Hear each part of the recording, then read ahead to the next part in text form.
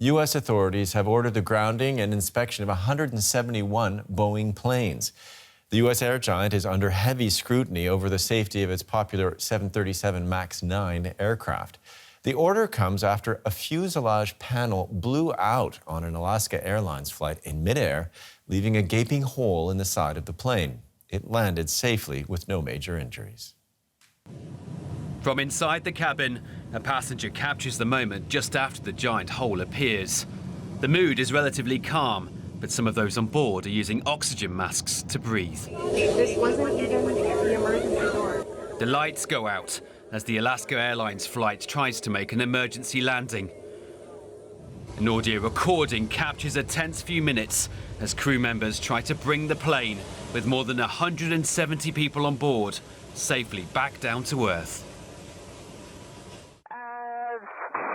Well, let's get down. Seattle, Alaska. 1282, we just did pressurize. We're declaring emergency. We need to descend down to 10,000. I didn't even know we took off, honestly.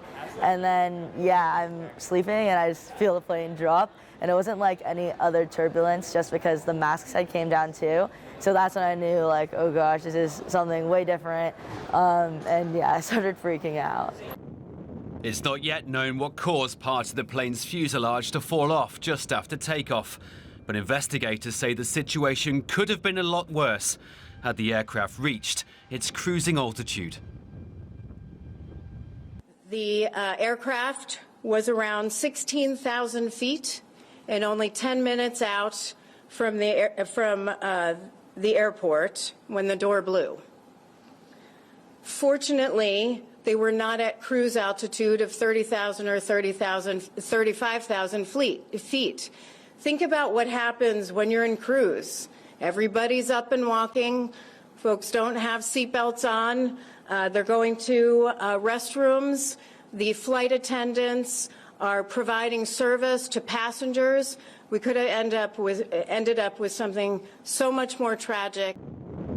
The U.S. airline regulator has ordered the grounding and inspection of some Boeing 737 MAX 9 jets in the wake of the incident, affecting more than 170 aircraft worldwide. And joining us now for insight on this is Stephen Wright, a professor of aircraft systems at Tampere University in Finland.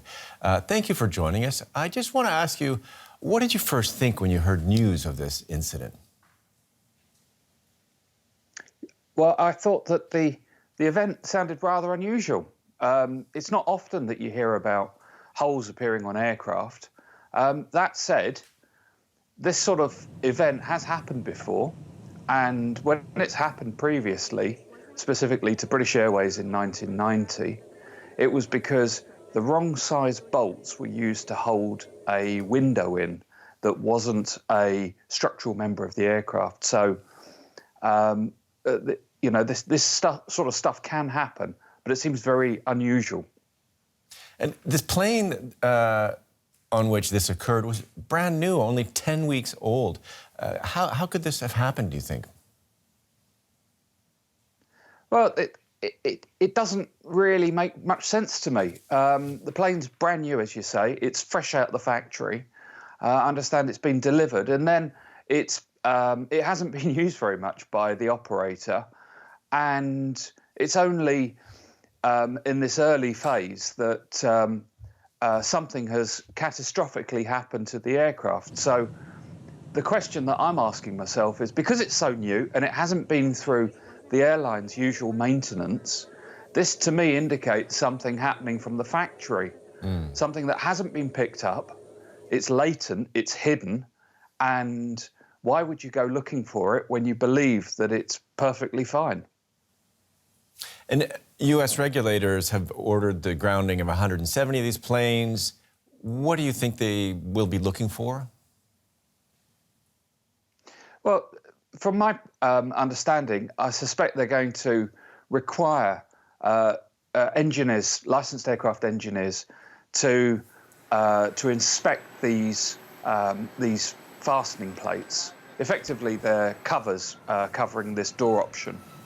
And they're going to want to make sure that the correct fastenings are used, They're also going to want to make sure that the correct torque specification for these bolts has been applied, which is relatively straightforward to check. And the requirement is for this check to take place before the next flight. So until they actually do this check and then sign some paperwork and report back to Boeing that it's been done, these planes won't be taking off in America at this time. And just a final, last quick question, if I may. These new Boeings, the 737 MAX 9 and I believe 8, have had a number of problems. The previous ones, engine failures. Is there something wrong with the way the Americans are allowing their planes to fly? I guess it's early days, but do you see some of that here, possibly? I don't know about allowing it to fly. I think the problem here is that with the MAX series, Boeing made a corporate decision on some sensors which were necessary for this, as you say, this larger, much more powerful engine. And then they didn't tell anybody about how the sensors worked and, you know, when it goes wrong, what it should do. So pilots just weren't able to respond to it. Yeah, it's problematic. Okay, Professor of Aviation Stephen Wright, thanks so much. Thank you.